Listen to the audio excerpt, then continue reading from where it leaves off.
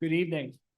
Luckily, I'm told we have a quorum, which is great. Could I ask everyone to please take your seats and we'll get underway.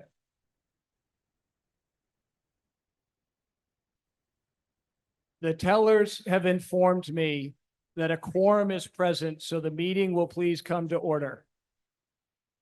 The return of the warrant by the town constable shows that the warrant was properly served, so the meeting is properly constituted.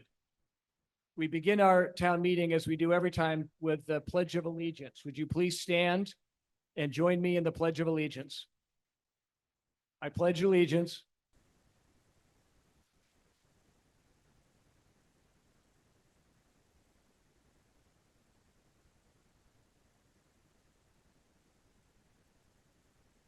Thank you. Welcome to our 2025 annual town meeting. I'm your town moderator, Dan Evans, and I will be leading the festivities this evening. I'll start, as I typically do, with introductions. Here in the front, to my left, your right, we have our select board. Ellen Maher, Chair, Paul Grady, Vice Chair, Jack Creighton, David Farrig, and Chris Plix. Town Manager also at the table, Chris Senior, Town Council Carolyn Murray. Behind me, to your left, is our advisory committee. Don't know if they're all here yet, but Gina Stino, Chair, Mary McGoldrick, Vice Chair, Mike Barkley, Mark Cameron, Fran Collins, Diane Kennedy, Mark Maggie, Vince Thornton, and Meg Wheeler. We have a town clerk here, Lisa Leger, Assistant Town Clerk, Beth Anderson, and we have tellers, Jane King, Debbie Leggett, Peter Purse, and Rolf Yestaby. We have a guest policy here that guests will, if they're not registered voters, guests will be wearing a name tag if they're a town employee, and otherwise will be sitting up in this non-voting section. So you may see some town employees down here. They won't try and vote on anything, but our other non-voters are up in that section. The process tonight is we vote on motions. So the stapled packet that you picked up when you came in here has the language in it that is the language we are actually voting on. There's a separate document, and I don't seem to have one here with me now, but the warrant is what was mailed to you at your house. There's some more at the table as you came in. Those are the printed document that is bound on the spine. The warrant provides the notice for what is going to be acted on under each of the articles. The motion provides the actual language. And as you all know from prior meetings, to save time so we don't actually have to read language out loud before we discuss something and vote on it. On every article, I will ask for, may I have a motion in the form distributed to the meeting? I'll say it faster, but that's what I'm saying. May I have a motion in the form distributed to the meeting? And what that means is when somebody says moved and seconded, they're moving the language that is in this document. So that is the magic language. Now, people can make amendments to it if you want, following procedures, but the language that you all will start talking about and discussing and eventually voting on is what's in the printed document with a staple in the upper left-hand corner. When we vote, we'll vote by voice, unless I'm uncertain of the count, or at least 7 voters stand to indicate that they doubt by count, which is fine if you do. If it's necessary to vote by hand ballot, the tellers will take their positions, and we will vote by holding these colored pieces of paper up in the air. So don't lose your piece of paper. This is the warrant. So I was describing the difference between the motions and the warrants. This is the warrant. Document with the staple, motions. Hand votes, you'll hold this colored piece of paper up in your hand, so don't lose it, or if you have lost it, please find it. If you would like to speak on a motion, please move to one of the microphones to be recognized. Once recognized by me, please begin by giving your name and street address. Keep the debate concise and to the point. All the debate must be courteous and respectful. I'll remind you that brevity is both courteous and effective. Sarcasm is never appropriate. Use some other form of humor or some other way to comment on somebody else's remarks. Generally, you should not refer to specific individuals involved in the debate. So don't be calling someone else who talked on an issue by name. If you need to address particular remarks, address the remarks, not the person. Speakers are limited to 5 minutes, except when arranged in advance. If you have any point If at any point you have a question about the procedure or the conduct of the meeting, including a concern that I may have done something incorrectly, you should seek to be recognized. Let me know you have a point of order and then state your question or concern. One motion which comes up at most meetings is the motion for the previous question. That's a motion to stop debate. It brings an immediate vote on the pending motion. The motion to stop the debate requires a 2/3 vote, and then if it passes, we stop debating and we'll go on to the vote on the actual motion.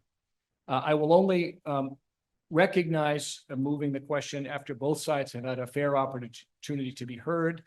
Sometimes the meeting feels like even though there's been a fair opportunity to be heard, it's going on too long, and that's when people move the question. I may, if there's a motion to move the question, allow voters that I've already recognized and that are in line to speak. I may allow them to speak before we vote on the motion to move the question. Should have no trouble getting through everything tonight, knock on wood, famous last words. And maybe we'll even get through things fast enough to see the end of the Celtics game.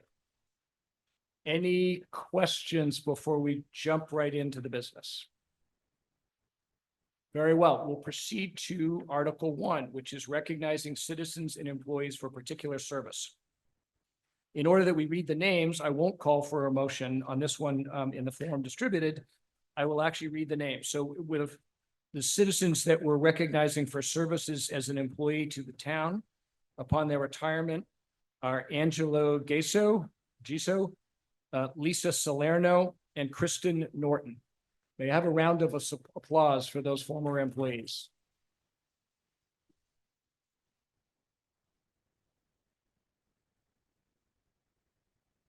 Thank you. I'm now going to read the names of town volunteers, either employees or elected officials or appointed officials who served the town and who died during calendar 2024. I'll read the whole list of names and then I'd ask you to join me in a moment of silence for them. Steve Gilmartin, Edward Mulvey, Ann Whalen, Joe Godzik, Edward Struzik, Sam Urbe, Steve Wigmore, James Franey, Sue McNamara, Ben Lacey, David Stover, Thomas Finnegan, Marie Price, and Yvette Rattenberry. Please join me in a moment of silence for all of them.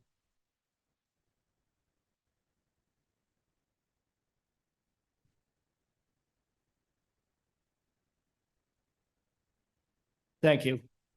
And now, so that the names end up in the minutes of the meeting in the town records, may I have under Article 1, may I have a motion in the form distributed to the meeting? Thank you. Is there a second? Thank you. I assume there's no discussion needed, but is there any discussion? We'll proceed to a voice vote on Article 1, the motion. All those in favor, please signify by saying aye. All those opposed, please signify by saying nay. The motion is adopted unanimously. Article 2, annual town report. This is reports of the various officers. May I have a motion in the form distributed to the meeting? Thank you. May I have a second? Thank you. The motion has been made and seconded. Does require a majority vote for adoption. Is there any discussion? We'll proceed to a voice vote on the motion on Article 2. All those in favor, please signify by saying aye. All those opposed, please signify by saying nay. The motion is adopted unanimously. Article 3, reports of committees. I know we have one committee that would like to give a brief report. I'll recognize for the Post-Employment Benefits Committee, Mr. Tim Davis.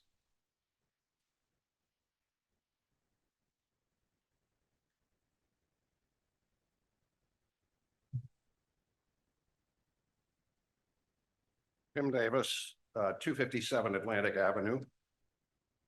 I am here this evening on behalf of the Post-Employment Benefits Committee, which has oversight responsibility for the benefits we provide our town employees upon retirement.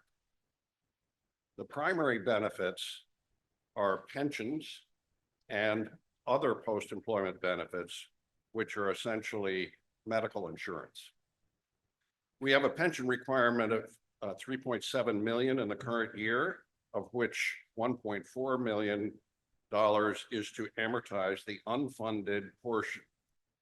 The Commonwealth has mandated that this be fully funded by 2040, although the date of full funding is in discussion and negotiation. The total OPEB liability is currently $26.8 million, of which 7.8 is funded. The town's current payment into the fund is expected to be about $600,000 this fiscal year. The total of unfunded liability for both pension and OPEB varies widely based on our actuary's forecast of the discount rate and the healthcare cost trend rate. A small decrease in the discount rate or small increase in the healthcare trend has a huge impact on the unfunded liability. Perhaps the most important issue that PEB has implemented over the course of the last 10 years is the program to fund the OPEB trust fund. The plan, supported by the select board and the citizens of Cohasset, has been to fund about $600,000 a year until the pensions are fully funded, and then increase that by 50% of the pension fund catch-up, or approximately $700,000 a year, when it's no longer needed for the pension funds. The benefit to the town by maintaining this program is significant. Our credit rating agencies give Cohasset a AAA rating, due in part to this program of fiscal management. We currently have about $30 million of outstanding debt as a town at an average interest rate of about 3.1%. If we were to lose the AAA rating and had to pay an additional 1%, our costs for that debt would then go up by about $300,000 a year. I think we would all agree that we have better places to invest that money.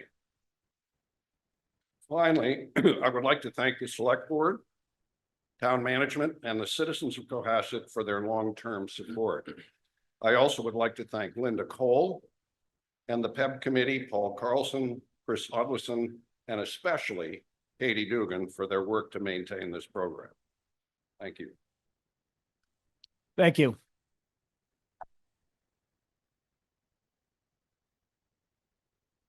Are there any other committees that would like to give a report? Is there any discussion? We'll proceed to a voice vote. Requires a majority vote for adoption. All those in favor of the motion on Article 3, please signify by saying aye. All those opposed, please signify by saying nay. The motion is adopted unanimously. Article 4, creation of an enterprise fund for the recycling transfer facility. May I have a motion in the form distributed to the meeting? Thank you. May I have a second? Thank you. The motion has been made and seconded. I'll recognize our town manager, Chris Senior. Good evening, everyone. This is a comparatively simple article. We already have enterprise funds for the water department and the sewer department, and this will create one for our recycling and transfer facility. For a long time, this has kind of been hidden in the public works budget, but it's become more and more expensive over time. And what this will do is allow us to match the revenue that actually comes in with the expenses for the actual transfer station. So there's no plans to raise anything. Current permits will continue to be valid all the way through next March.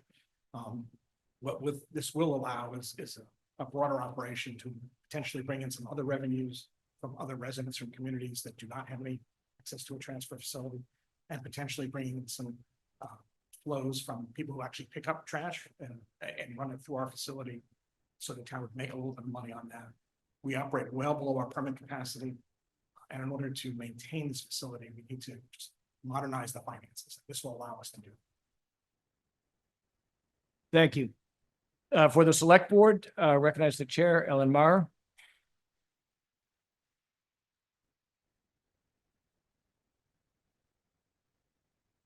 Good evening, everyone. Before I comment on this article, I'd like to just take a moment and recognize outgoing select board member Jack Creighton and thank him for his 6 years of service. So if we could have a round of applause.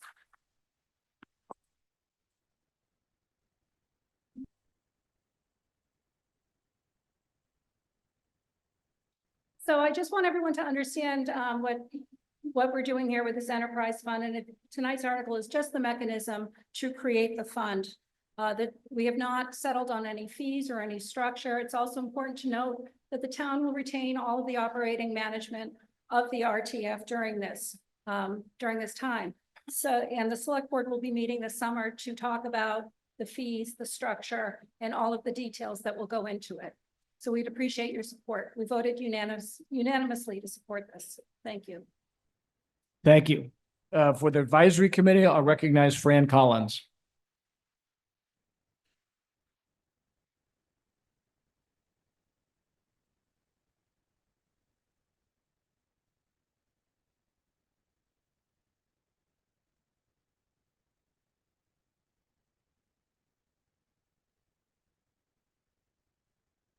Evening, everybody.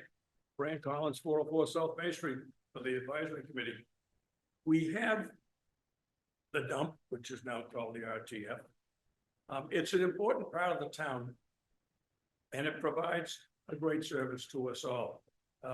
It's a way that we can manage our recycled materials. It is a way that we can manage the bulky things that have to be thrown away at times.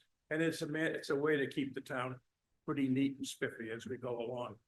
One of the problems that we've been having is that the cost of operating the RTF is way exceeded what any income that we make from it now. Any fees that are paid, for instance, when you buy your all facilities dump sticker, as we call it, 40% of that goes to the dump, the rest of it goes to the schools, because it all goes into the town fund. If we have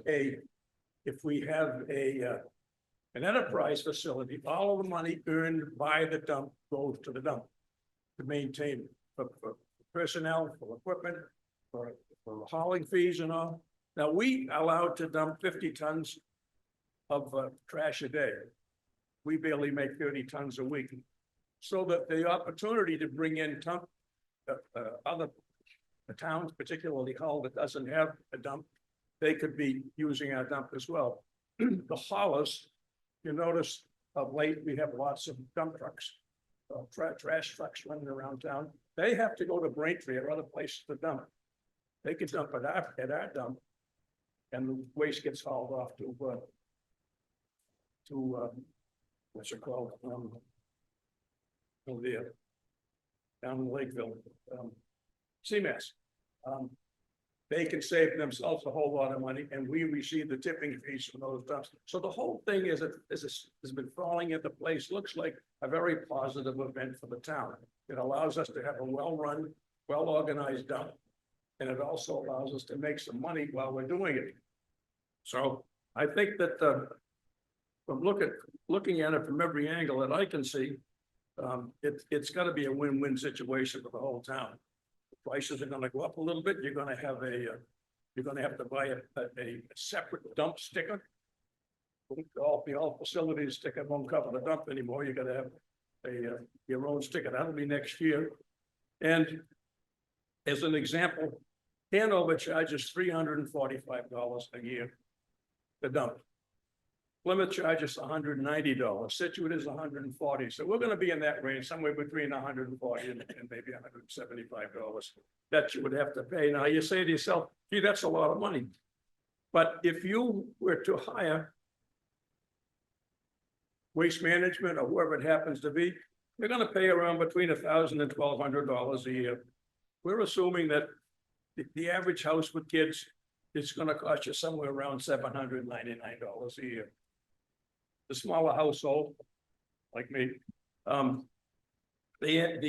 cost is going to be about $383 a year. That's a far cry from $1,000 to $1,200 a year to take care of your rubbish. So the whole picture looks, from my viewpoint, looks very, very favorable, and I would really recommend positive vote on this. I think it'd be a great step in the right direction to get control of our recycling and transfer facility and make a few dollars while we're doing it. Thank you very much.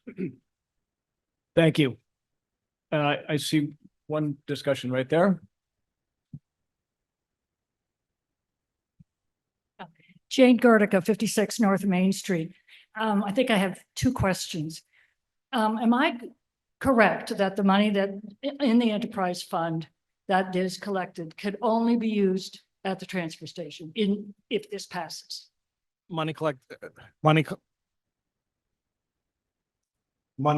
for the transfer station would stay with the transfer station, because right now Right. it doesn't. And I believe that the last speaker just said that currently 40% of the money that is now collected goes to the schools. So that means that zero would go to the schools Well, we made adjustments in the budget this year to keep the schools protected from any loss of revenue, because right now, this year. well, going forward, the adjustment which the adjustment was made. There's only a comparatively small amount of revenue we generate now anyway. It's a couple $100,000 a year.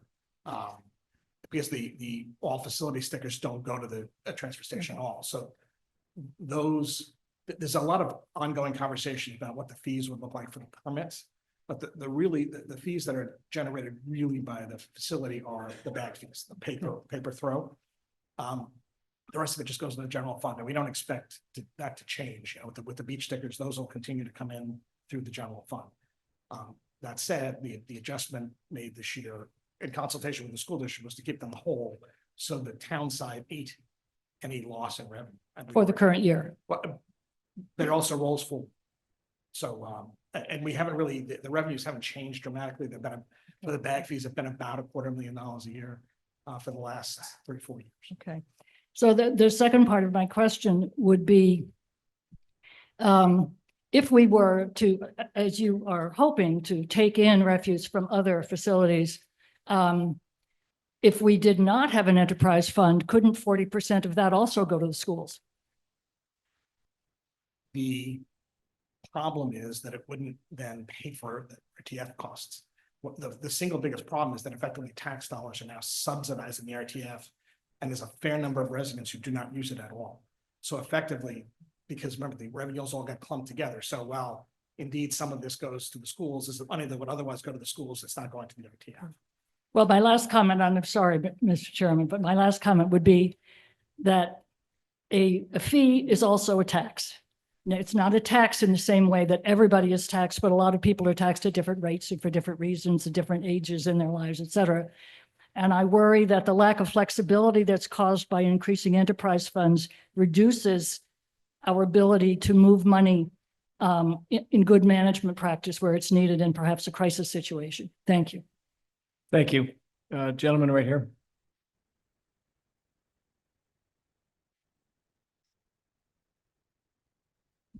John Chapman, 100 Pond Street. The enterprise funds we have now are water and sewer, both of which have their own elected boards and have chosen to hire professional management. Could you address the governance of this enterprise fund, whether it will be the same or different? If it's different, what the governance structure is and what the thoughts are about professional management rather than the DPW? So we're planning to operate it as a department of the town as it continues to be. So effective the select board, if any board is the board. It's a simpler fund in many ways because it's not providing a major utility to everyone's homes. And the town actually has engaged a professional to help with the management, which has made dramatic differences. And we continue to hope that it'll make continued differences to improve the efficiencies, to make the place run smoother and more effectively. But we're going to continue to run it with town staff. Let's see. There's a gentleman on the side, and then that gentleman, and then Mr. Shea. Isn't there? Sorry, I'll get you right after them. We got 4 people, so why don't you go ahead, Mr. Shea? Rick Shea, 52 margin. The next article, Article 5, which is the budget, has $777,000 in revenues projected to come in fiscal 26 from this enterprise fund. And in addition, there's $200,000 in the public works budget. So are you projecting total cost for the RTF this next year to be $977,000 compared to $745,000 this year? No, we're actually projecting 776. That said, it's an uncertain time, right? So one of the things we don't really know is how many residents will continue to, a lot of people buy 2, 3, 4 stickers. It's unlikely that people will do that for the RTF. So there's a degree of uncertainty. So the 200,000 is really just a backstop. Right now, if the water department or sewer department lost money, the town would have to backstop that. Right. So this is just there as a holder. If you don't spend it, it becomes free cash and moves back to other things. Okay. So the budget is the same 776. Right. Thank you. Thank you. I had 2 more gentlemen over here, and then Ms. Jenkins over there. Kevin Hine, 57 Howe Road. Provide some clarification on the per bag fee. Will that disappear and be replaced by a household sticker for refuse disposal? And from, based on what the previous speaker said, that would be on the order of about $400 annually for that household? So there's, the pay per throw is a state effective requirement these days. You either have to do that or you have a curbside pickup. We're not going to curbside pickup. So the per bag fee will remain. That is a way that people can control their own costs effectively. We actually just went through a new renewal with that to get a better bag, which we hope will be also at a lesser expense. When the estimates that Mr. Collins was talking about were kind of just projections based on how many bags a week people might throw away, plus a permit fee. Now, again, the current permit, which is $75, is good all the way through next year. And the select board will be spending the next 3 to 6 months figuring out where we're going to be on that. The goal is to make it as low as possible. But to use the per bag fee as it is now, you would need an additional sticker to dispose of that per bag. And that may be in the order of $400. No, we don't expect to be anywhere near that. Well, that's what I heard. No, correct me if I'm that's, wrong. that's what That's what I Hanover, thought. I heard something on the order of $400, and that was a good price compared to Sure. going private, which. was Chris, gonna could be you under clarify the $4,000. $400 one more time? He did clarify it, sir. Chris, could you So- say it one more time? Hanover charges about $400. No, sorry. The $400 I understood was an estimate that includes the annual fee plus an assumption on per bags. Yes? That is what I believe you said. I really, I mean, I can't speak for Mr. Collins here. Okay, fine. That is not a number that we've been using. At a per bag fee of, where we are now, the estimates are that people pay roughly more than $1,000 for pickup, depending on who you're contracting with and how much waste you throw away, and there's caps on it. With the RTF, we're hoping to have a cost per family of less than that. I think the estimate was probably in the $600 to $800 range, depending on how many bags you throw away and how much other bulky waste. Remember, the other costs include, getting rid of a microwave or a propane tank or things like that. So if I may just follow up with regard to that, direct experience with a small household. You recycle everything you can, you compost everything you can, your refuse footprint is very small. And you can really easily control that with the per bag purchases. And that's on the order of a couple rolls a year. That's on the order of $100 plus or minus easily for a small family. And what we're talking about is something on the order of 4 or 5 times that, No, from what I heard. No. If you do that, you can bring your costs all the way down. There'll be a permit fee, which again, it still has to be decided by the select board. But the per bag fees are something that people can control. So if you only throw away a limited amount, we're still going to take recyclables for free. And the goal is, and also we're going to enhance the facility to allow the ongoing work with the scouts with the recyclable bottles. And to bring back the boutique with a great volunteer group we've been working with. So the goal is to have people be flexible. If you want to get your waste down to as close to zero as possible, that's awesome. And your cost would be much less. Okay, all right, thank you. Okay. I've got the gentleman here and then Ms. Jenkins. And then I'll get Mr. Mike Cummings, 37 Stockbridge Street. When I looked at the slides about the proposal, I didn't see anything included about lawn refuse or brush day. And so I was just, I don't use the lawn service. I'm sure other people who also don't use lawn service are interested to hear why that wasn't included in the proposal, at least the slides that were presented online. So we're going to still have brush days as we always have. And we're going to continue we're trying to find a different way to do the composting. We still plan to take that, but we don't want to have a big pile at the beginning, which we need to find a better way to screen it, but we're looking to maintain that. If there continues to be a strong interest in it, we just have to do it better than we have in the past. And those costs will be included in that roughly $150. Yeah, whatever the price, it'd be the same inclusion now. We're not, there's currently no expectation of charging actually. The brush days we take, as we do now, you chip it, we use it where we can. And same is true for the lawn refuse compost. Yeah, that's area. the plan is for that too. We'd love to have people we also like to explore helping people do maybe more backyard composting. So you don't even have to bring it to us if that's possible. It's something I think we want to explore. Thank you. Thank you. I had Ms. Jenkins. Leonore Jenkins, Jerusalem Road. Looking at the article, it says it's pursuant to section 53.5 of the general laws. 53.5 of the general laws are revolving funds.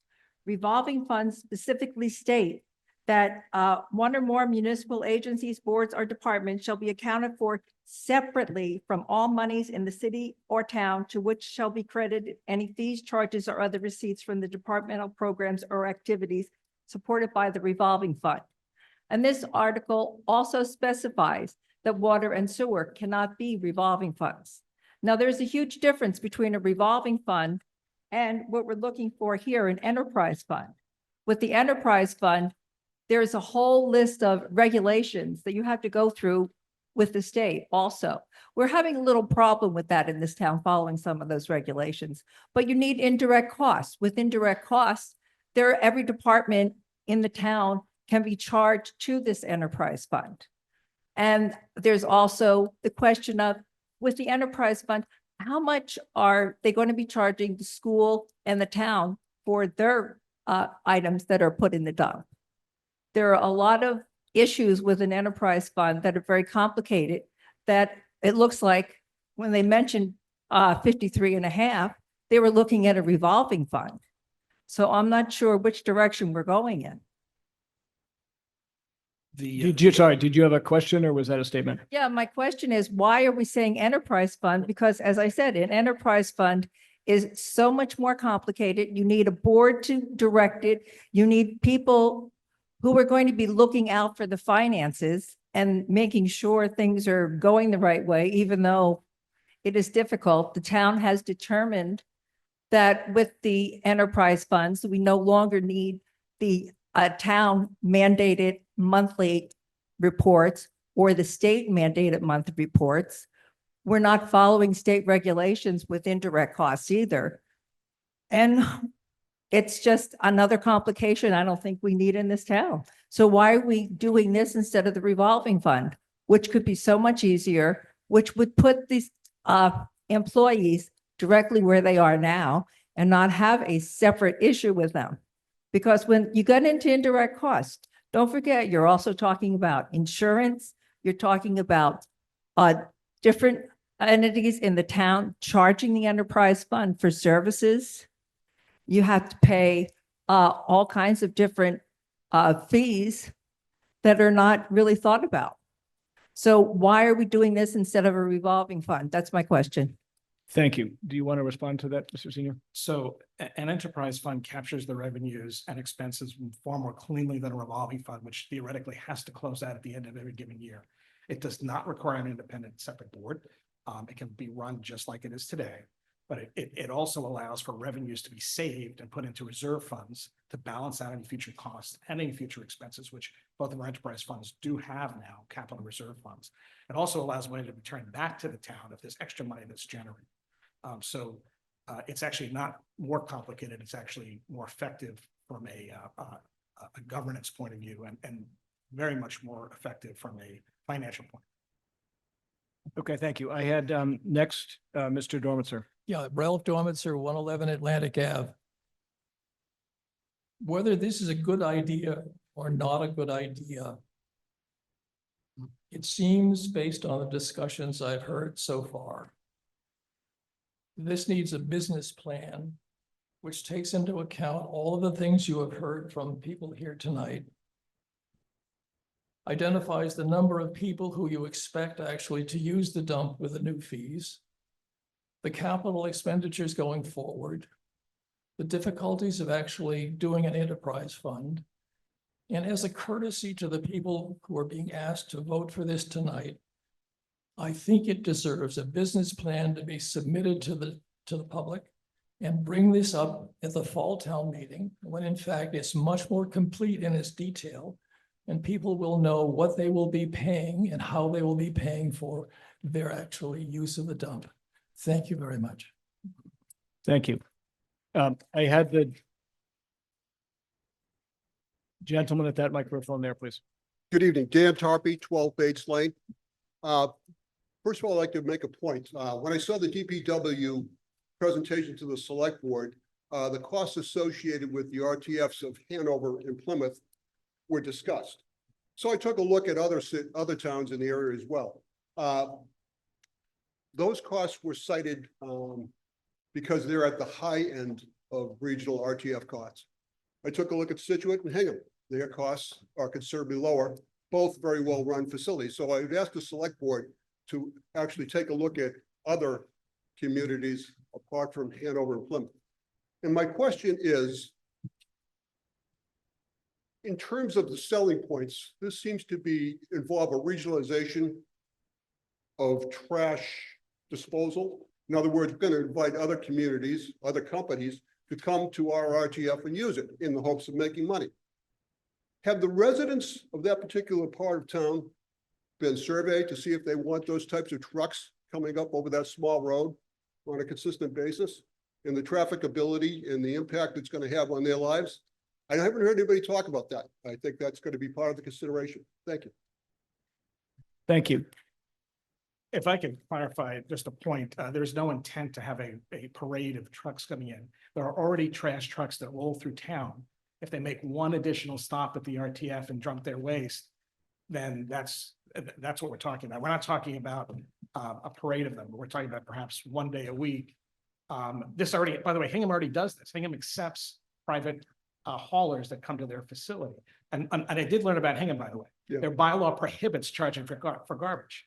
So they can't. I did ask their town manager about that. And he said there's something they can do about that. Unfortunately, our operation has not run effectively financially for a very long time.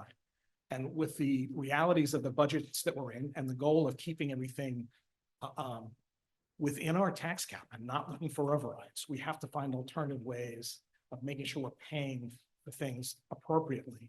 And considering the fair number of people in town who do not use the RTF, they're subsidizing it today. It would be as if the sewer and water departments, people who did not use sewer and water, were subsidizing it. And effectively, most communities in the state have now moved to a separate enterprise fund system to better match the cost and the expenses. Not arguing that at all. I think that if you open the RTF to other towns, you're going to have a lot more traffic. I think once the Campbell's nose gets under the tent with this plan, that it could be expanded pretty easily over the course of the next several years. I understand the RTF is not used anywhere near its capacity. I think in a couple of years, it could very well be. And the traffic going over those roads in that particular part of town from residents of other towns, trucks, that sort of thing like that, is going to increase considerably. But my main point is, I haven't heard anybody talk about that yet. It needs to be Okay, part of the thank you. conversation. Thanks. In the middle. Agnes McCann, 104 Dome Street. Could you explain for me clearly? I pay it for a sticker now at a senior discount. I pay for the bags I use. What will change if this is an enterprise fund for me? Nothing. Higher prices alone. There's the select board is going to have to take a look at some of the fees. Right. But for at least the foreseeable future, you're going to pay for a bag fee, and you're going to, in your sticker, that if you've already bought one, that's going to be the same price. And even if you buy one today, it's the same price. That will not change for at least a year. And the goal is to make, if there's going to have to be any increase, that we keep it as low as possible. Thank you. The difference is that we won't be using tax dollars to subsidize the RTF, and they can go to other sources and other uses. Thank you. Thank you. I had Mr. Jenkins and then the gentleman here. Oh, and sorry, I had you first and then the gentleman. Go ahead. Leland Jenkins, Jerusalem Road. I have a quick question. My question is, who's going to run the facility? At the present time, I don't think it's being run correctly. There's 4 to 5 people standing around. I don't think the town can run it. Somebody has to run it other than the town. So who's going to run it? So we have brought in someone who's an expert in the waste industry to streamline the operations. We actually only have 3 staff members at the moment. And the goal is to, and a couple of part-timers who carry no benefits that help with intake. The goal is to streamline operations further to reduce our long-term expenses and to run it more effectively in a more business-like manner. The woman right there. Jem Madden, 60 Forest Ave. I was prepared to vote yes for this. I understand the need that if the facility in its current state isn't running efficiently, that, somebody's got to help with that. But hearing tonight that we're going to be taking potentially refuge and garbage from other towns is extremely concerning to me.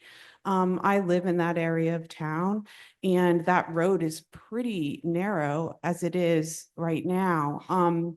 So what is the governance going to be? Are we going to have trucks all hours of the day and night?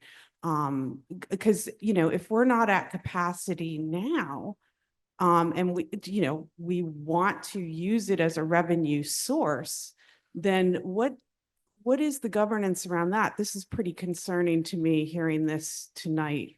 I don't mind paying more fees for things, but that aspect of this is very concerning to me. So there will not be trucks operating at any other time than days when residents don't use the facility. So we're talking about at most 1 day a week during regular operating hours. And we're only talking about haulers that generally already work in Cohasset. So after they've run their route in Cohasset, rather than go off to Plymouth or Braintree or Brockton, if they can dump like Hingham already does, Hingham allows that to happen at their facility. The waste, which is from Cohasset residents, would just be dumped on a day when residents aren't really already using the facility. And in terms of a pilot program to allow perhaps a neighboring resident, we're talking about a limited trial to see at a higher fee, just like someone making a dumper. So we're not talking about inviting trucks in, but there'll be a cap. And again, the governance structure is the select board. So they would be overseeing. There's most certainly a public avenue, and the public, there'll be plenty of public conversations before any changes. So the governance is the Board of Selectmen. It's going to be run as a town department under the select. So yes, the select board is the ultimate policy maker. Thank you. These are all really good questions. Let's try to ask them really concisely and answer them really concisely. Sir. Thank you, Mr. Moderator. My name is Craig McClellan. I reside at 8 Rustic Drive, and I move to question. The question has been moved. It requires a 2/3 vote to adopt the motion to move the question. The effect of that is to stop debate. We will then, if the motion is successful, we'll then proceed to a vote on the actual main motion. If the motion is not successful, we will continue to debate. So everybody understand this. The first vote is the procedural vote to stop debate. All those in favor of the motion to stop debate, please signify by saying aye. All those opposed, please signify by saying nay. The motion was adopted by the requisite 2/3 vote. We'll proceed to the vote on the motion, main motion, which is the motion under Article 4, requires a majority vote for adoption. All those in favor of the main motion on Article 4, please signify by saying aye. All those opposed, please signify by saying nay. The motion is defeated. We'll proceed to Article 5, the operating budget. May I have a motion in the form distributed to the meeting? Thank you. May I have a second? Thank you. The motion has been made and seconded. Requires a majority vote for adoption. I'll recognize our town manager, Mr. Chris Senior. Mr. Senior?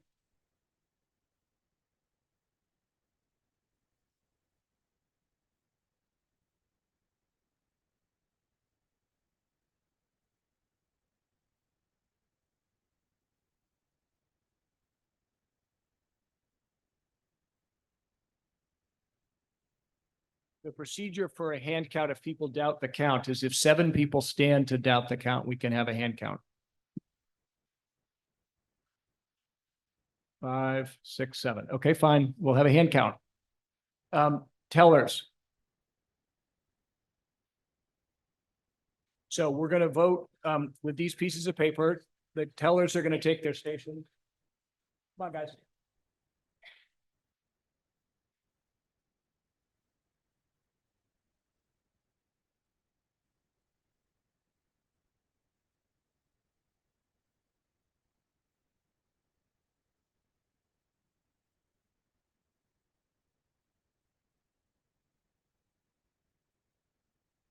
Okay, everybody who's in favor of the motion under Article 4, please hold your colored ballot in the hand and leave it there so the tellers can count it. Thank you.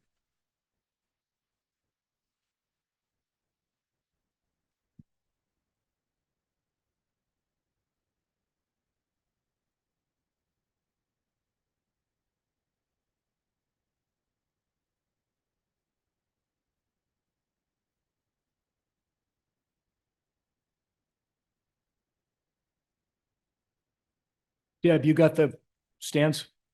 Yep. Okay. Counters, tellers, good? Rolf, Jane, you guys good?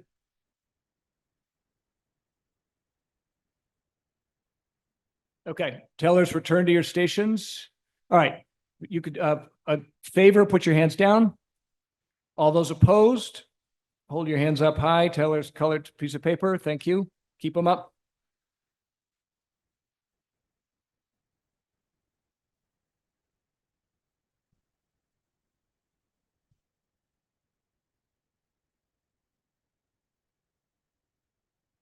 Okay, and once you get your count, you can bring it up to me here.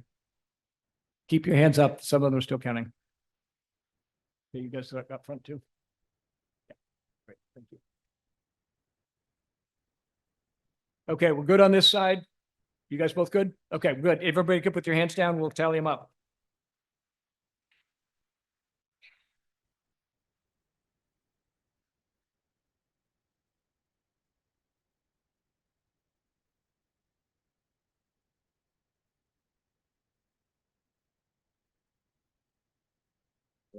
Good, thank you.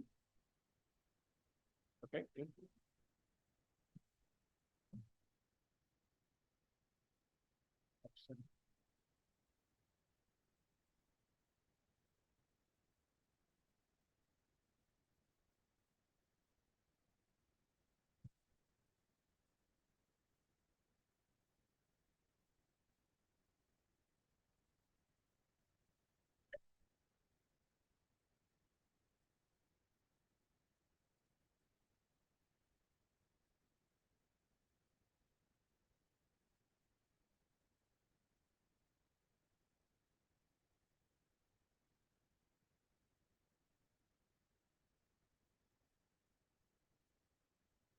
Okay, the count is 73 in favor, 102 against. The motion is defeated. We will proceed to Article 5. Operating budget. May I have a motion in the form distributed to the meeting? Thank you. May I have a second? Thank you. The motion has been made and seconded. Town Manager Chris Senior.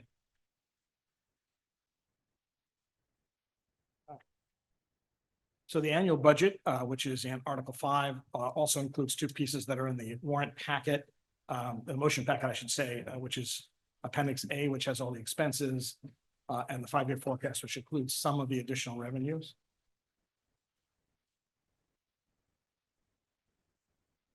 So we start off the year by looking at the foundation. So we have a AAA credit. We've maintained that AAA credit. The last Moody's report underscored that, citing our very strong management and fiscal practices. And we also won for the 12th year in a row awards for our financial statements, which continue to meet high national standards. The priorities the select board have laid out include support for the major infrastructure projects which are ongoing. That includes items like the road and safety projects that are going on, the public safety building at 135 King Street, and the renovations to the Elm Street Firehouse, which will be part of all of that, and the ongoing repairs to school buildings and grounds, including the Osgood School roof. That analysis is underway, and that was the first time we've been invited to a Massachusetts School Building Authority program in quite a long time, the first time in this, which will end up subsidizing the project to a great extent, though we don't know that number yet. And also just to continue to maintain our strong financial position through annual reporting, policies, and planning. Basically, where the money goes is it has been historically. Most of the money comes from our property tax, 83%.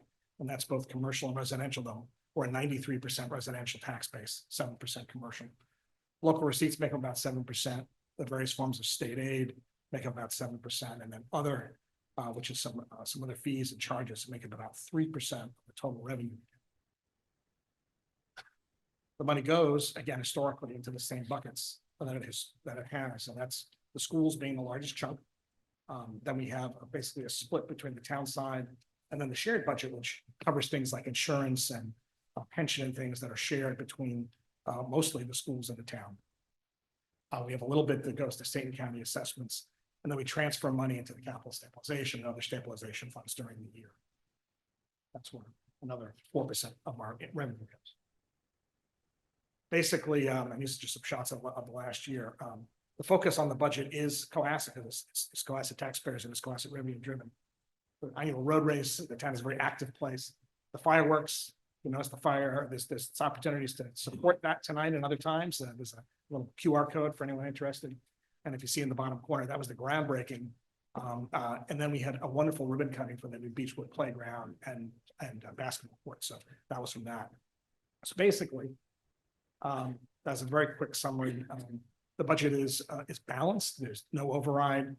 We continue to make good use of our strong revenues, new growth. That's new property tax growth from new construction has continued to be strong, though we know that's going to come to an end. We've had 2 really strong years. We think this year will be one more good, strong year. And then after that, we'll probably start to see a decrease because there's really nothing on the horizon. And that has helped stretch us out a little bit. We've also made very modest use of the money we got from the federal government. Instead of using it for operations, we've put it into capital projects. So it's the money through ARPA. The federal money has mostly gone to our water and sewer projects, but some of it did go into the schools as well for curriculum. So one-time costs. So as that has wound down and as the process of winding down, we don't have any long-term expenses related to all that. So that is the summary of the operating. Thank you. Do we have a speaker from the select board or no? Looks like no. The select board has voted to recommend approval by a vote of 5-0. For the advisory committee, I'll recognize the chair, Gene Estino.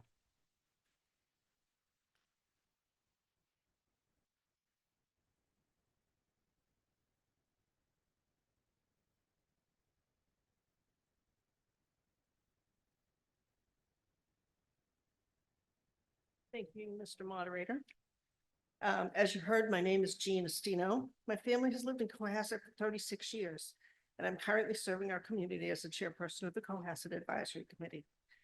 The charge of the advisory committee is to review all of the town budget and supporting articles in the warrant for town meetings, and to report in writing to either recommend or not recommend the articles at such meetings, whichever is in the best interest of the town. We as a committee meet with each board and committee in the town, sometimes more than once should we have questions, and we review the financial appropriations necessary for their various departments to receive monies in order to provide the various services they offer. We've met over the past 2+ months to accomplish our review, and I am pleased to report that the balanced budget provided in the warrant has been thoroughly reviewed, and our recommendations appear along with each article. And we voted to recommend this article to town meeting 8-0. On another note, there are 3 members I've been honored to serve with over the past 5 years who are completing their time on advisory. And I would like to thank each of them, Fran Collins, Mary McGoldrick, and Meg Wheeler. You will all be missed, and thank you for your work on this committee.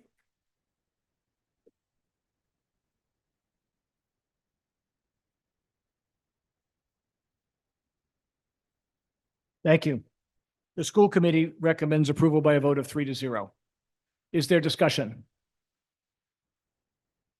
We'll proceed to a voice vote. Motion on Article 5 does require a majority vote for adoption. All those in favor of the motion on Article 5, please signify by saying aye. All those opposed, please signify by saying nay. The motion is adopted unanimously. Article 6, unpaid bills from previous years. Luckily, there are none. May I have a motion that this article be indefinitely postponed? Thank you. Is there a second? Thank you. Is there discussion? Requires a majority for indefinite postponement. All those in favor, please signify by saying aye. All those opposed, please signify by saying nay. The motion is adopted unanimously. Article 7, supplemental appropriations for fiscal 2025. May I have a motion in the form distributed to the meeting? Thank you. May I have a second? Thank you. Motion has been made and seconded, does require a majority vote for adoption. Our town manager, Chris Senior. There are two. There are two items in this. One is the regular transfer of the money we get in from Verizon and Comcast that goes to our 143 TV station, and that's $70,101.70. The fourth quarter hasn't come in yet, so we can't make that transfer until the fall. The other is money to plug a hole in the school budget for this year. The hope is that number will be less than this, but this is a conservative number. Any money that isn't spent will just revert to free cash and roll into next year's, will be available for spending in the later fiscal years. Thank you. The select board has recommended approval by a vote of 5-0, and the advisory committee has recommended approval by a vote of 8-0. Is there any discussion? We'll proceed to a voice vote. Motion under Article 7 requires a majority vote for adoption. All those in favor, please signify by saying aye. All those opposed, please signify by saying nay. The motion is adopted unanimously. And before we move to Article 8, I'd like to recognize Paul Grady with a proclamation for us.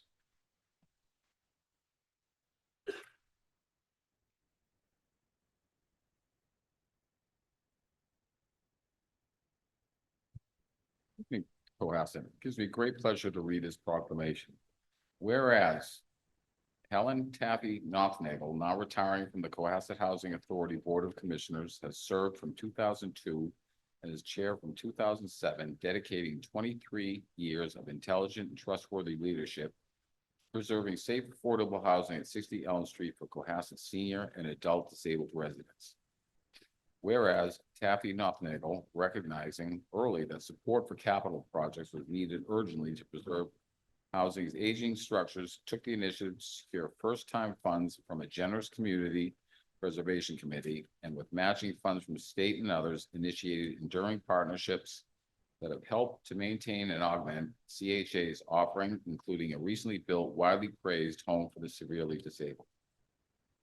Whereas Taffy Nothnagel, through her lengthy associations with the Social Service League, Affordable Housing Trust, Elder Affairs, South Shore ARC, Mass Special Olympics, the American Legion, and the town's many safety committees and departments, has helped to significantly increase the number and quality of program opportunities available to all of Cohasset elderly and disabled residents. Whereas Taffy Nothnagel, for her decades-long ability to work effectively among so many community entities, was named Cohasset's 2016 Citizen of the Year. Her nominator noted, Taffy is a priceless gem in our community. She is blessed with both a keen intellect and a compassionate heart. Over the years, she has employed these unique gifts for the betterment of her family, her town, and her wider community. Now therefore be it resolved that the citizens of the town of Cohasset, with great pride and gratitude, thank and honor Helen Taffy Nothnagel for her outstanding service to Cohasset Housing Authority in the town of Cohasset, given under our hands and seal of the town of Cohasset on this 12th day of May in the year 2025.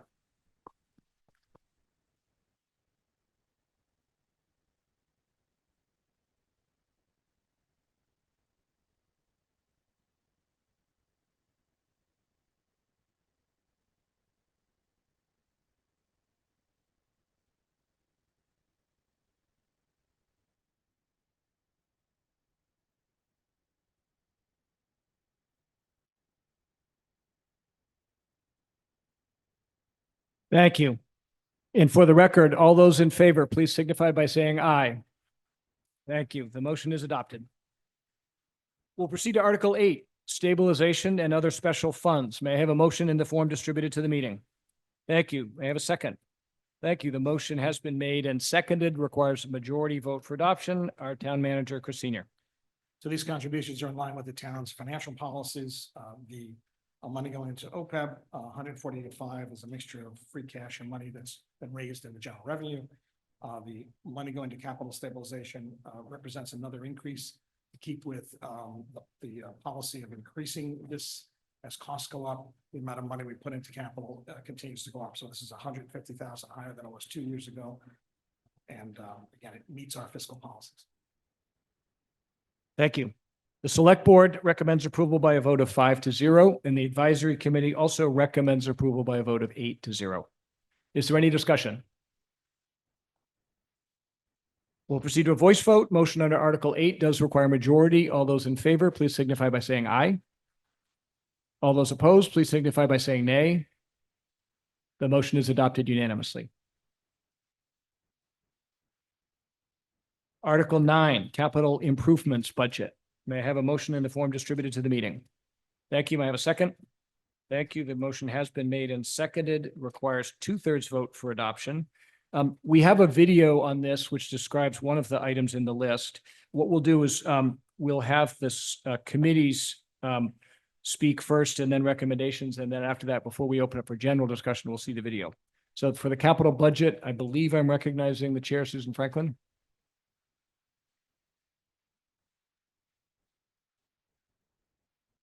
Good evening. I'm Susan Franklin, Chair of the Capital Budget Committee.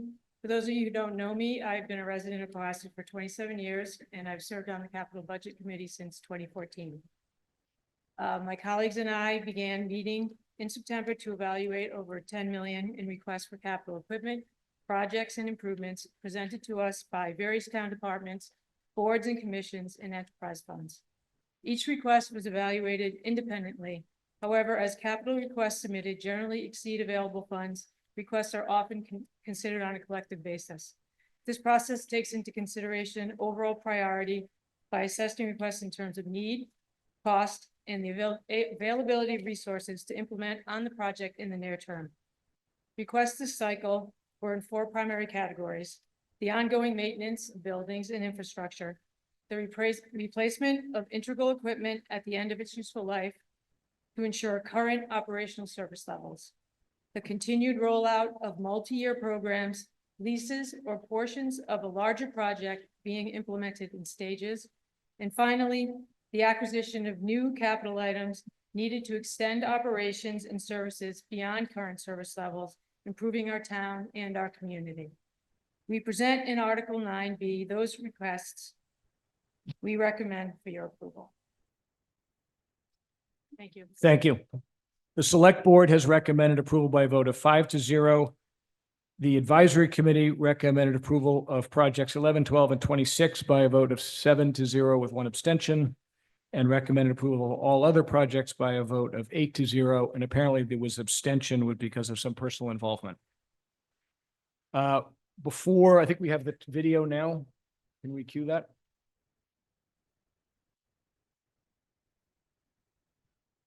Unanimously. Hello, my name is Ellen Marr, and I'm the current chair of the Cohasset Select Board. My name is Paul Gray. Hello, my name is Ellen Marr, and I'm the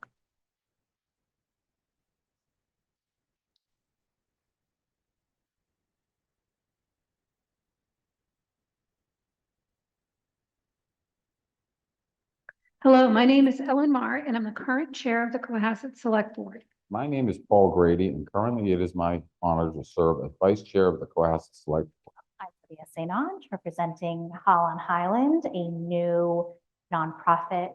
I'm Tom Reardon, the chairman of the Community Preservation Committee. My name is Mark Maggi. I'm speaking on behalf of the advisory committee. Last year, a working group formed to discuss what needed to be done to repair Town Hall, and these 3 articles are the result of that work. The working group included Town Hall staff and representation from various boards. After 15 years of assorted plans and recommendations, we are confident that the solution we are providing now is the correct one. Funding from the Capital Stabilization Fund and Community Preservation will allow the work to be done to repair critical needs of the building, including ADA issues, without a debt exclusion or tax increase. We've gone back to the drawing board and are bringing you a fiscally responsible approach that respects the historic nature and location of Town Hall, and we hope you will agree and support this. We're drawing funds from 2 sources to renovate and repair the existing building while giving the select board the authority to enter into a lease with an appropriate non-for-profit to manage the auditorium and related spaces of our historic Town Hall. Advisory voted to support this plan and all aspects of it unanimously. 41 Highland Ave is not only the seat of our government, it is also the place where town events such as plays, proms, voting, and other public activities have occurred, and we look to see occur again and again for years to come. Goal is to open this space to the community, really revive it, bring it back to life in terms of having a theater program based out of there again, perhaps expanding the season of the farmers market. We as a board are unanimously in support of the community voting for the select board to lease the space to our nonprofit. The CPC committee has unanimously voted for the rehabilitation of the historic portion of the old town hall. This is an iconic structure in Cohasset, which holds a unique place in the history of the town.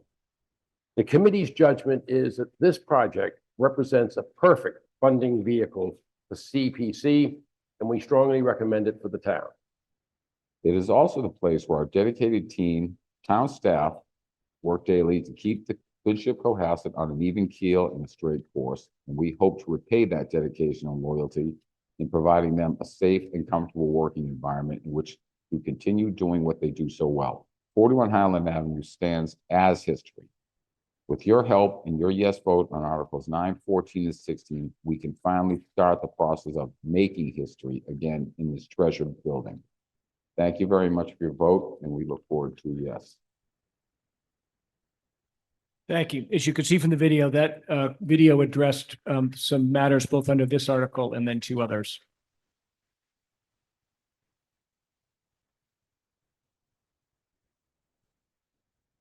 So we're on Article 9. Is there discussion? Mr. Jenkins.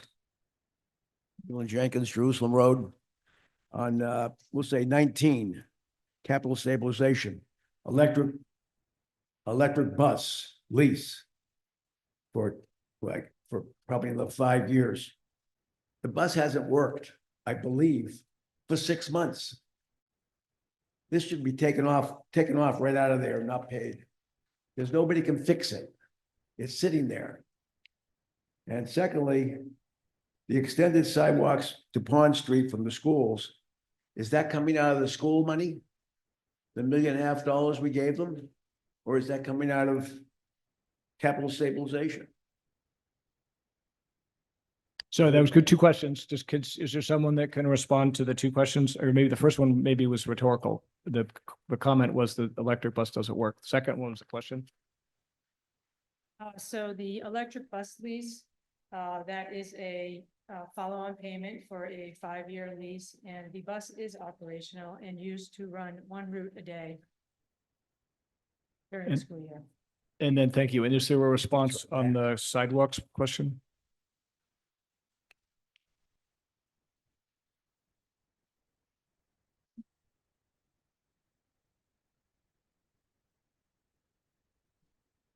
Corey Evans, Vice Chair of the Capital Budget Committee.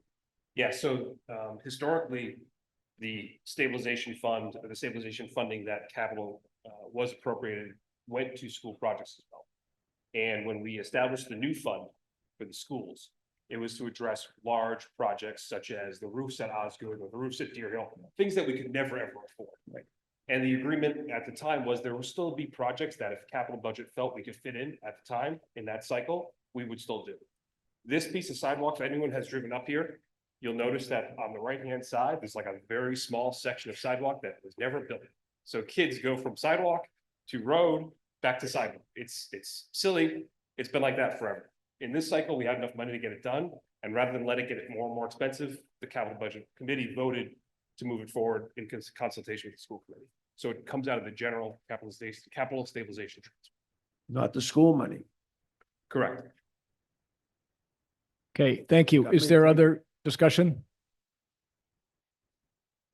We'll proceed to a voice vote under Article 9. It does require 2/3 vote for adoption. All those in favor of the motion on Article 9, please signify by saying aye. All those opposed, please signify by saying nay. The motion is adopted unanimously.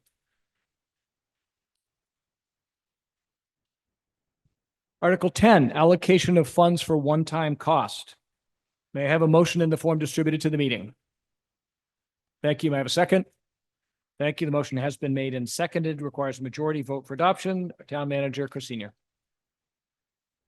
So this is a mix of projects including some money that's coming out of the cemetery sale of graves fund to go back into cemetery maintenance. The others are all coming out of free cash.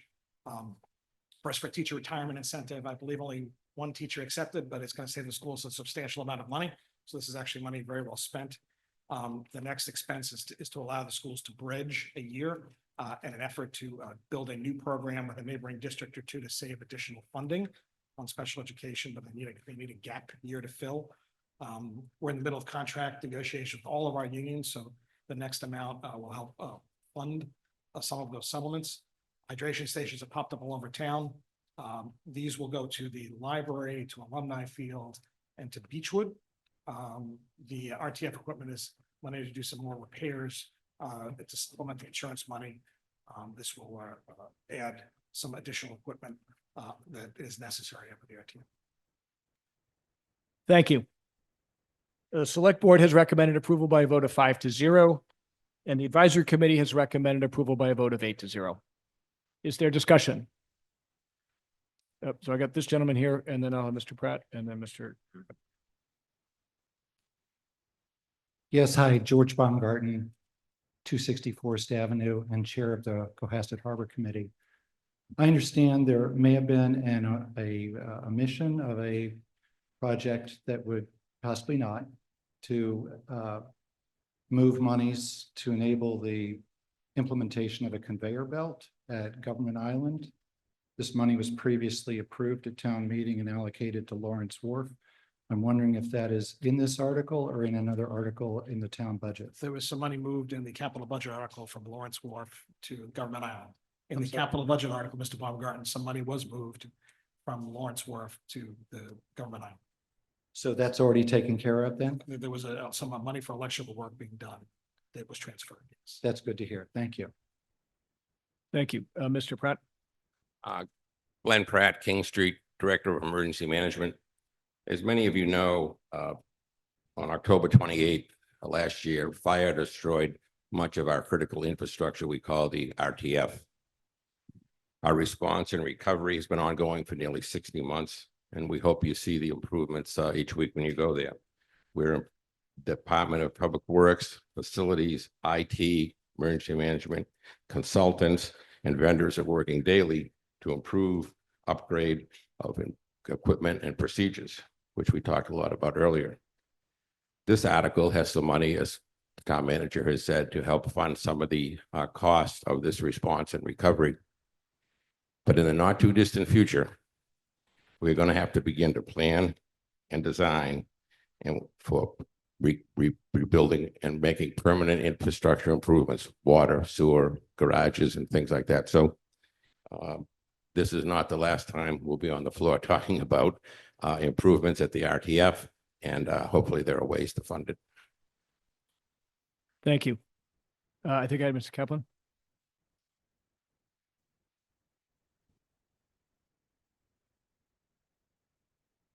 John Chapman, 100 Pond Street. The item on special education funds for the schools, could you comment on how that relates to the Special Education Stabilization Fund and why that's not being used? So the special education stabilization fund can only be used for emergency and unplanned expenses. These are actually planned expenses, and it's a gap that we're trying to fill for a one-year bridge as they build a new program. So the special education stabilization fund, which has been tapped several times in the past, is there for unexpected when something goes up in an unplanned way. This is a planned expense, and it's a bridge to help the schools build, they said, a new program, which will hopefully save us money in the out years. The superintendent's nodding her head. Thank you. Is there further discussion? Right here. Oh, Mr. Jenkins. Leland Jenkins, Jerusalem Road. Quick question on the town hydration stations. Who's going to maintain them and who's going to pay for the water? So they're on town property, so the town will pay for the water, because they're all, I'm pretty certain they're all on metered locations. And they'll be maintained through our facilities department. One of the school property will probably be maintained by the schools, but the other two are on town property, that are managed by our facilities department. Thank you. Is there further discussion? We'll proceed to a voice vote. The motion under Article 10 does require a majority vote for adoption. All those in favor, please signify by saying aye. All those opposed, please signify by saying nay. The motion is adopted unanimously. Before proceeding to Article 11, I'd like to recognize the Chair of the Select Board, Ellen Maher, for a proclamation.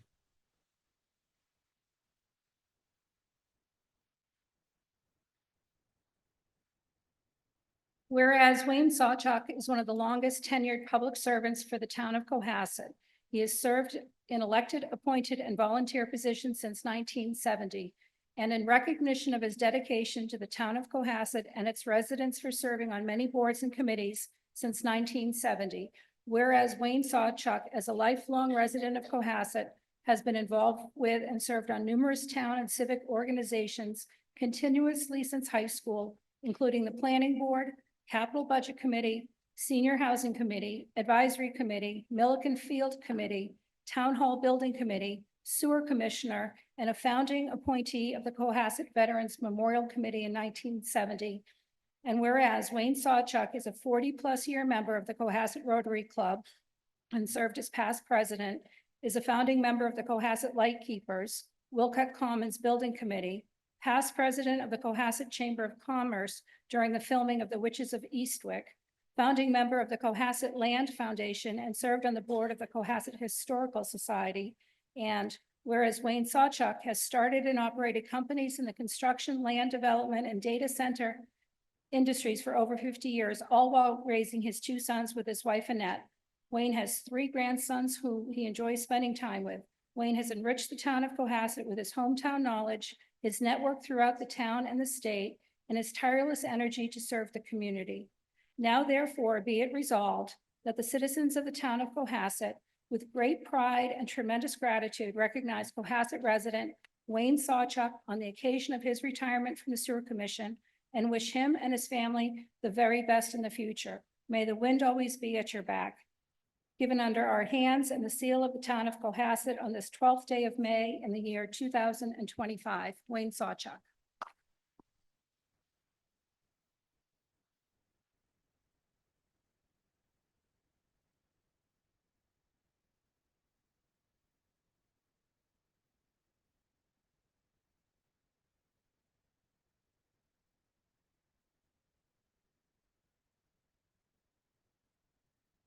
Thank you.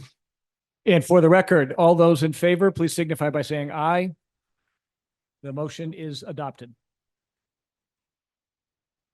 We'll move to Article 11, Departmental Revolving Funds Annual Spending Limits. May I have a motion in the form distributed to the meeting? Thank you. May I have a second? Thank you. The motion has been made and seconded. It requires a majority vote for adoption. Our town manager, Chris Senior. This is a routine annual article that just sets the revolving fund caps. This has not changed from prior year. Thank you. The Select Board has recommended approval by a vote of 5-0, and Advisory Committee has recommended approval by a vote of 8-0. Is there any discussion? We'll proceed to a voice vote. Does require a majority vote for adoption. All those in favor of the motion under Article 11, please signify by saying aye. All those opposed, please signify by saying nay. The motion is adopted unanimously.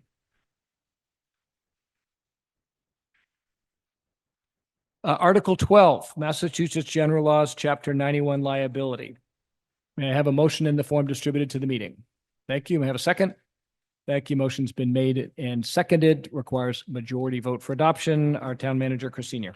Again, another annual article. This is required anytime we seek or spend grant money or do any other work in the intertidal lands. And we adopt it every year because we're never entirely sure if more grant money will come in a given year. For example, this covered the work that was done on the Parker Ave boat ramp. Thank you. Select Board has recommended approval by a vote of 5-0. Advisory Committee recommended approval also by a vote of 5-0. Is there discussion? We'll proceed to a voice vote. Again, majority to adopt. All those in favor of the motion on Article 12, please signify by saying aye. All those opposed, please signify by saying nay. The motion is adopted. Article 13, Additional Real Estate Exemptions, Annual Renewal. May I have a motion in the form distributed to the meeting? Thank you. May I have a second? Thank you. The motion has been made and seconded. Requires a majority vote for adoption. Our town manager, Chris Senior.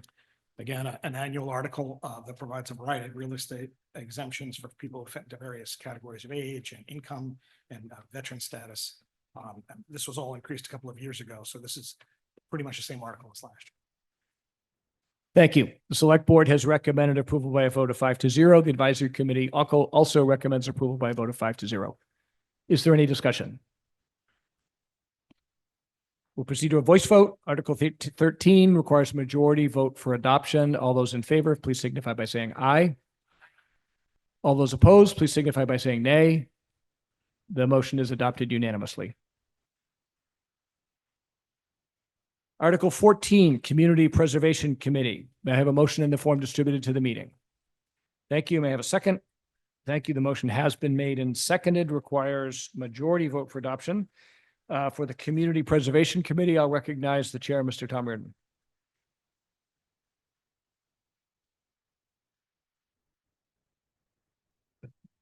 Good evening.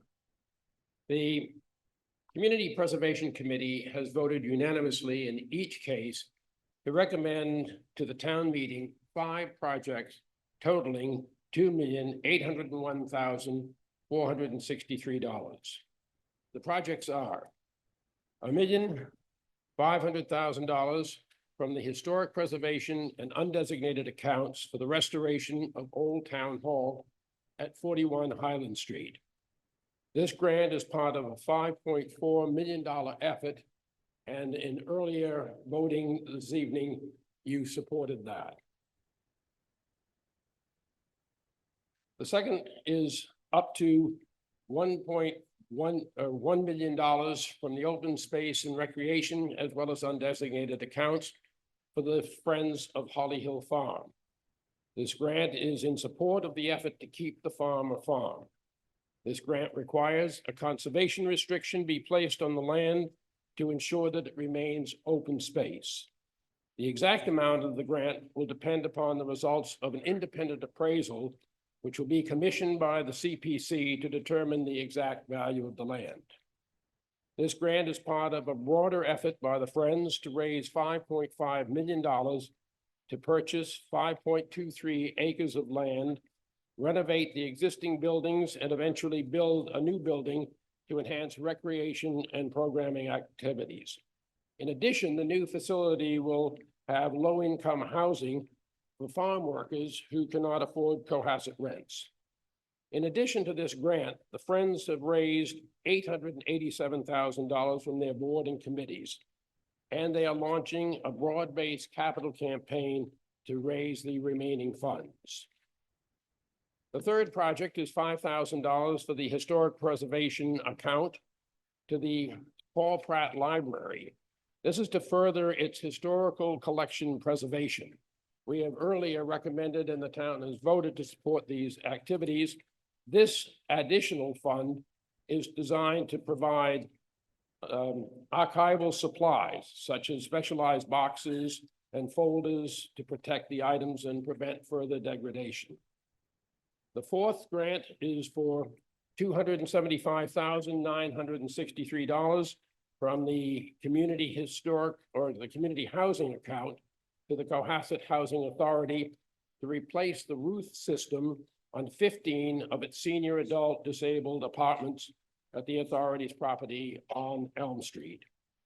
This grant will be matched by a state grant of $554,928 for a total project cost of $827,891. And the final $20,500 from the Open Space and Recreation account to the Sandy Beach Association for the purchase and installation of 1,500 feet of heavy-duty sand fencing in 2 rows. This is designed to stem erosion and to reduce the sand blowing across the parking lot into Little Harbor. Thank you very much.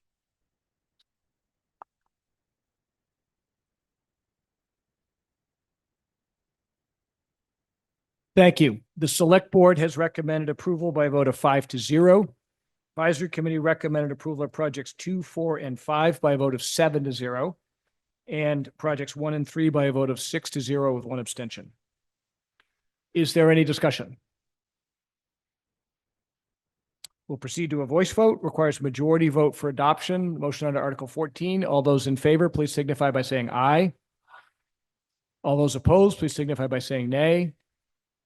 The motion is adopted unanimously.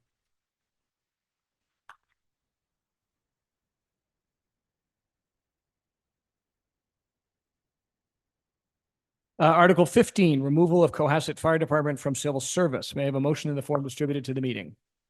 Thank you. May I have a second? Thank you. The motion has been made and seconded. Town Manager Chris Senior. So I come to you with good news. After a very long conversation with the Cohasset Fire Union, we have reached a tentative agreement. The union has announced its support of this article. Now I'll read from their email they sent to me. The union has voted, and we are pleased to inform you that it has passed by a majority vote. The union has expressed interest in having the article voted on at the town meeting. What this will do will remove the Cohasset Fire Department from civil service, as we did with police 3 years ago, and allow vastly more flexibility in hiring and promotional practices, the details of which we're still hammering out in all the language, but the union is now in favor of this. We would not have moved this forward if we had not reached an agreement. And again, we're very excited about this, and I think it'll just like we did with police, where we're able to hire, get up to speed. We've been missing 3 or 4 people in the fire department for years and years. We expect this will radically improve our ability to hire and to get us up to full staff. Thank you. The Select Board has recommended approval at a vote this evening by a vote of 5-0. Advisory Committee voted tonight to recommend approval by also a vote of 5-0. Is there any discussion? We'll proceed to a voice vote. Motion on Article 15 requires a majority vote for adoption. All those in favor, please signify by saying aye. All those opposed, please signify by saying nay. The motion is adopted. Thank you. Article 16, lease portion of Town Hall. May I have a motion in the form distributed to the meeting? Thank you. May I have a second? The motion has been made and seconded, requires 2/3 vote for adoption. Again, I'll recognize Town Manager Chris Senior. Oh, not the Town Manager. For the Select Board, Chris Plex. Apologies for shuffling the batting order on you. So this is the third component of that video that you saw earlier regarding Town Hall. And to be clear, this does not move Town Hall, and it does not authorize town funds to be used for its renovation. This article is specific to authorizing the Select Board to enter into negotiations with a nonprofit for the use of the auditorium and related spaces. So think of the dressing rooms, storage spaces, the basement below, and some space above. These would be for use in performances and similar programming. It is our intent that the lease would allow improvements to those spaces at the lessee's expense, and that the space would become usable again for community events. Thank you. For the Advisory Committee, Meg Wheeler.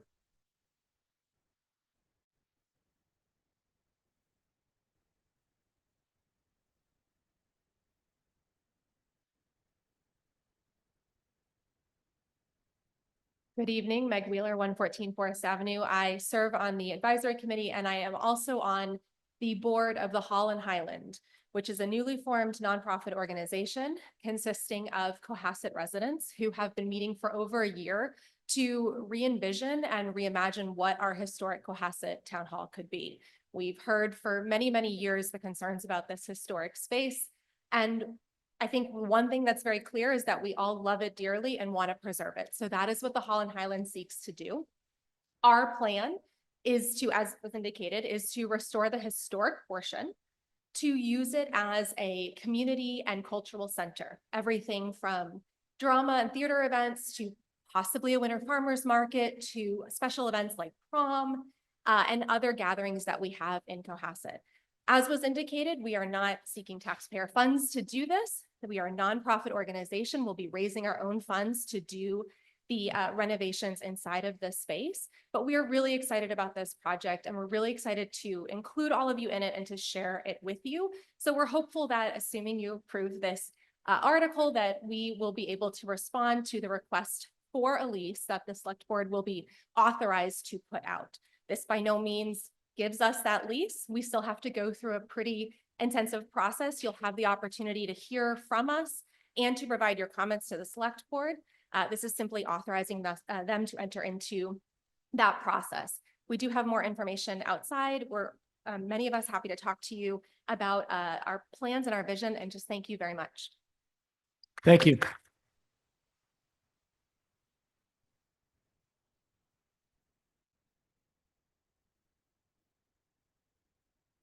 Is there any discussion? We'll proceed to a voice vote. Motion under Article 16 does require 2/3 vote for adoption. Oh, sir, I'm sorry. Yes, Philip Cantillon, 97 Border Street. I'm just curious, has the town ever done this type of transaction before?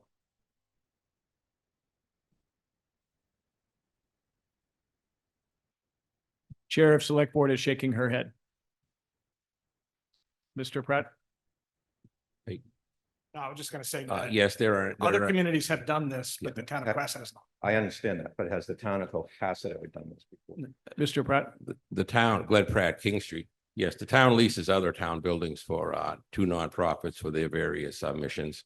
And they have varying terms on their leases, and they have put in varying amounts of their own funds over the term of their lease. And who has oversight on the lease terms? The select board does. Okay.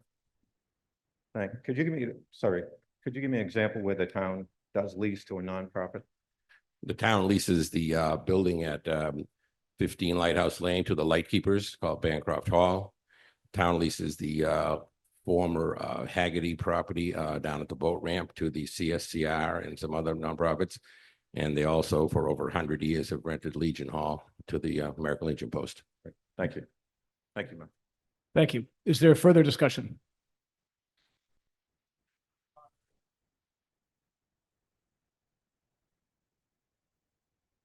Mr. Creighton?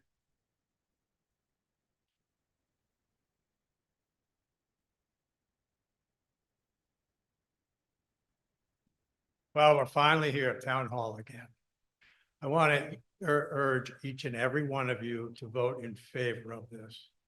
This is a once in a lifetime opportunity to save our historic town hall, to have it serve a very important part of our cultural and social environment, which is the arts. We've gone back and forth on this for, we all know, probably too many times. This has been well thought out. This came not from the government. This came from the citizens, from the arts group.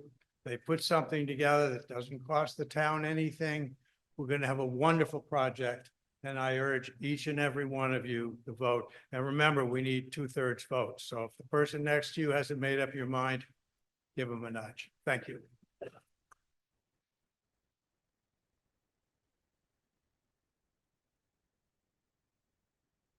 Thank you. Is there any further discussion? We'll proceed to a voice vote. Does require 2/3 vote for adoption.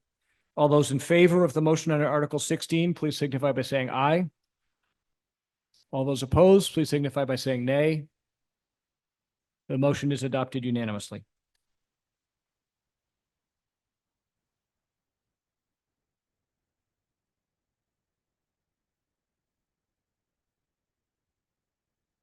Article 17, amendments to Article 9.4 floodplain and watershed protection overlay district.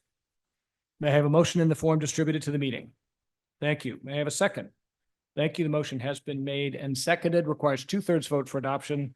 I'll recognize the town planner, Cassandra Thayer. Is she here? Oh, I'm sorry. I apparently the chair of the planning board. Sorry.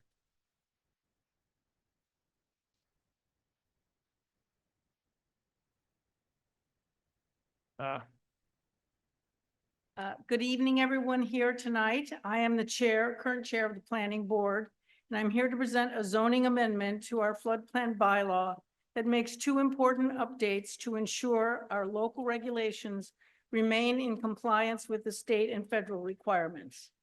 To refresh the topic for voters and community members, the following statement reflects the state's position on the floodplain law.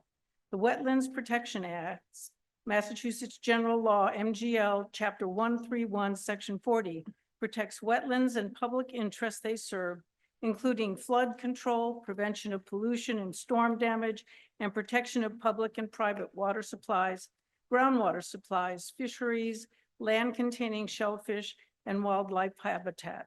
In Massachusetts, floodplain management is a coordinated effort between federal, state, and local communities.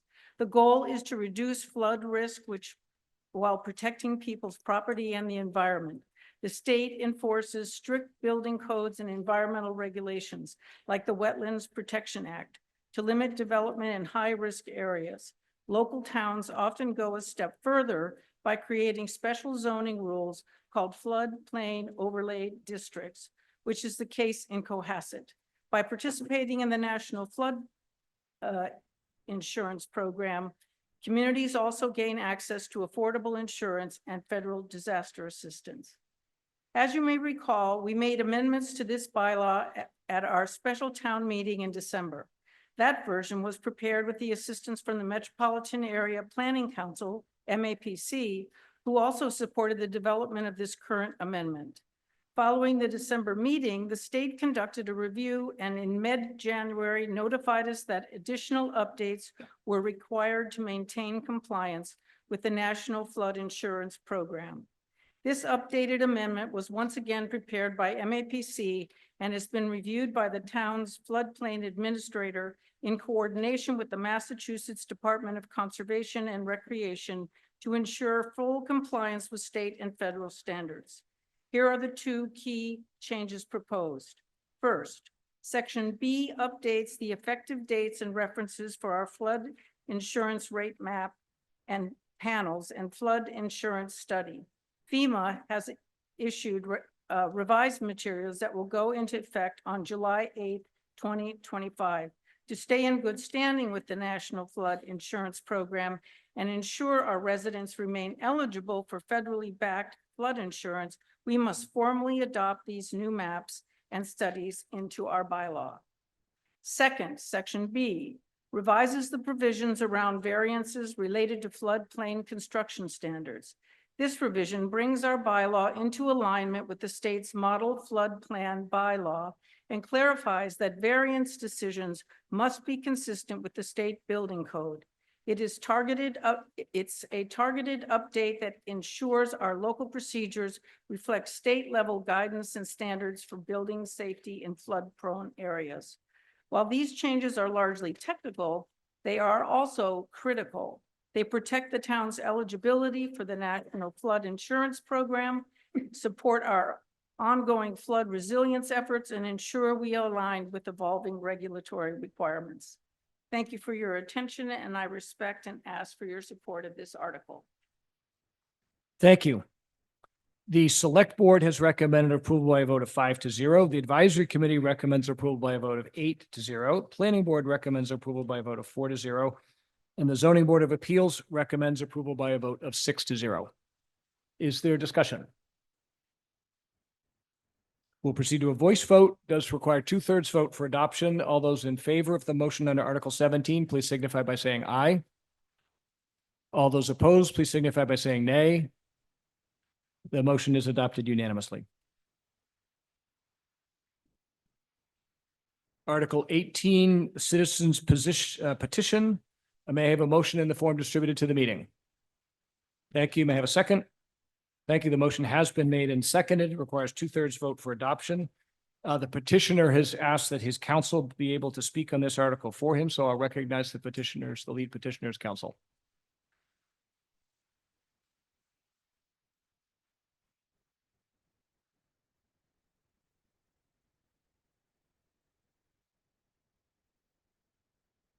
Good evening, town. Unfortunately, our lawyer was unable to make it tonight, but I am the engineer that drew up the secondary plans here. I am a professional engineer in the state of Massachusetts and Connecticut.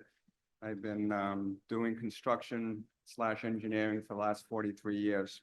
Sorry, and for the record, would you give us your name and My your name firm? is Jeffrey Hertz. I am not a resident of Cohasset.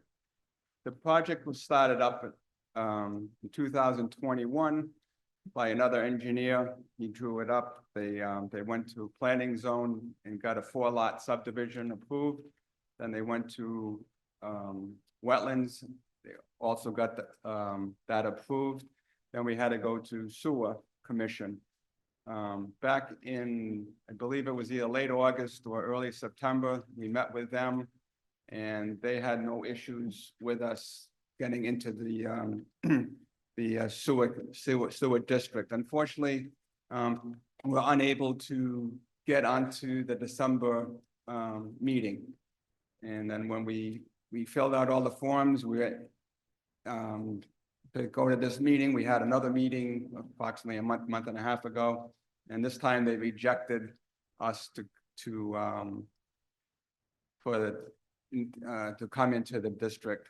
We requested from the sewer commission in writing why they rejected us, and we still have not received that information. When I started taking over the project, I didn't even think of not getting approved. Like I said, I've been doing this for 43 years, and it's standard practice in today's world. If you're able to use sewer, always use sewer. Septic systems have been around for hundreds of or thousands of years before that.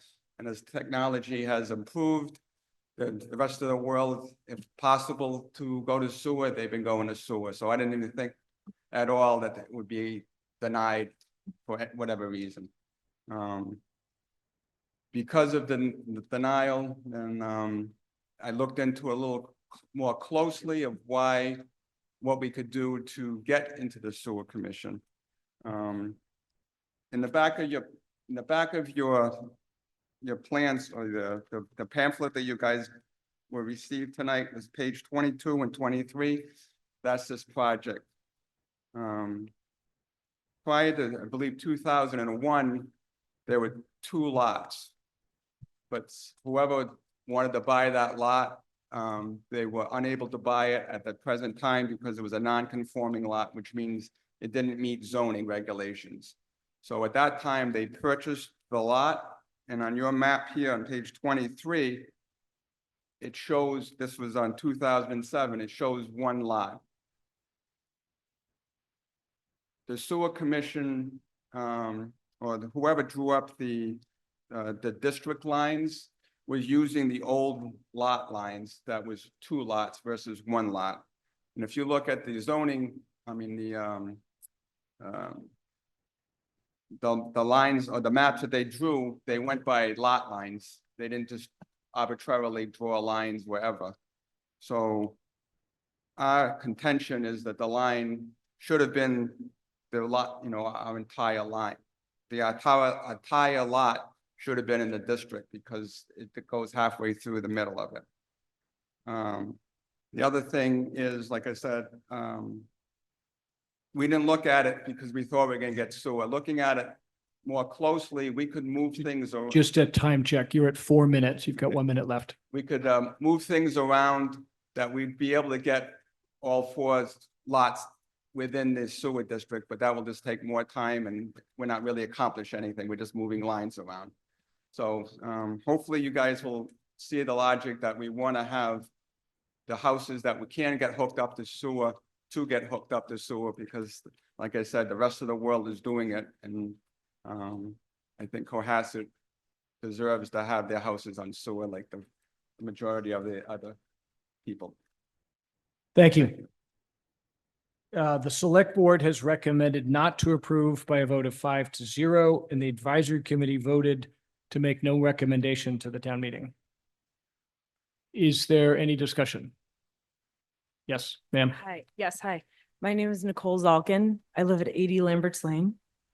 On Lamberts Lane, we don't believe this sewer request is just about flushing toilets. It's our neighbors' concern that this expansion is less about sanitation and more about speculation. We have seen Mr. Orman's plans to build multiple homes on a tight slope bend at the top of Lamberts. He is seeking to build 4 homes there.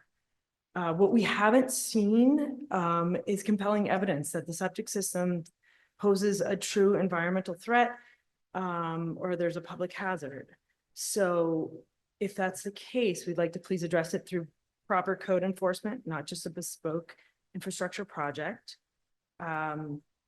Here we feel are being asked now to rewrite rules so one person can skip that whole process and hop straight into a custom sewer hookup. possibly to turn a profit. And we don't think that's public infrastructure. It's more like concierge plumbing. So we'd like to please ask not to set this precedent. Thank you. Mr. McGowan? Yes, good evening, everyone. My name is Bill McGowan, 29 Fernway. I am the chairman of the sewer board. We have been meeting with the applicants since approximately July of 2024. In September, we did approve one lot where 2 houses could be built. The second lot was outside of our district. I'm not going to opine as to why that line is where it is right now. That's outside my purview. I'll tell you, it is outside our line, or that line, excuse me. So we did not approve it. We looked at a variety of issues, basically as it relates to our plant, our capacity, and our ability to service infrastructure that is already within the town. We didn't think that for somebody to do something that was not a dire emergency, and I will go back to the Deer Hill and also to CJC, where both of those were asked and then sort of told that we were going to connect not only by the town, but also by the Board of Health because of a dire emergency of failed systems. That is not the case here. I will echo the speaker before me saying this, in my opinion, only is a matter of speculation to build a home. We did approve the first lot, and we have done a tremendous amount of meetings. We've given the applicant a lot of time to speak. But we voted at our last meeting 2-0 not to approve this amendment. Thank you. Woman on your right. Hi, Pat Gooding, 166 Lamberts Lane. First, I have a question. Can someone tell me, I can't tell from this map, how many of the homes on Lamberts Lane are served by sewer? Paul Kears, 39 Old Coach Road, Vice Chairman of Sewer Commission. There are no homes on Lamberts Lane that are currently on sewer. Sorry, I couldn't hear that. Say again. There are no homes on Lamberts Lane that are currently served by sewer. There is one sewer line that runs down 228 that goes to Hull. Both Cohasset and Hingham have an intermunicipal agreement to where we both use that line to bring sewer to Hull. When they drew the district back in 2014, the properties that abutted 228 were added into a sewer district. So the property that we approved for sewer was one of 2 lots that the applicant had purchased in 2020. And we approved that lot because it is in the sewer district. We're not allowed to, by law, to approve sewer for something that is not in the district. Therefore, we voted against expanding the district. Thank you. Did you have another question? I did have another question, and that is, I'd like to understand what the disruption to the other residents on this street is going to be for them to tie in to Hull Street, because they're not the first house in. So could somebody describe that? Yeah, sure. I believe the proponent has asked for that. So the questioner asked.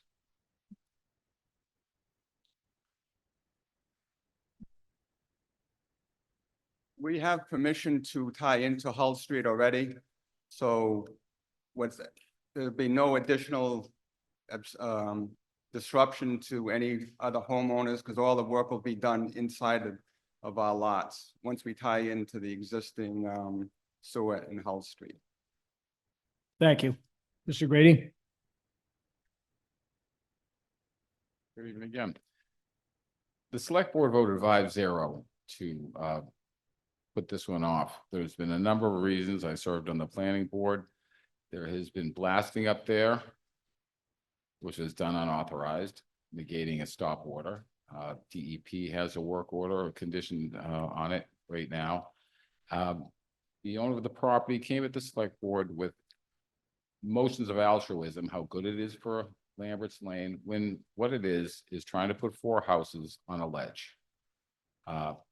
In essence, and to sewer 2 of them in septic. Personally, I don't know where the septic's going to go because it is all ledge.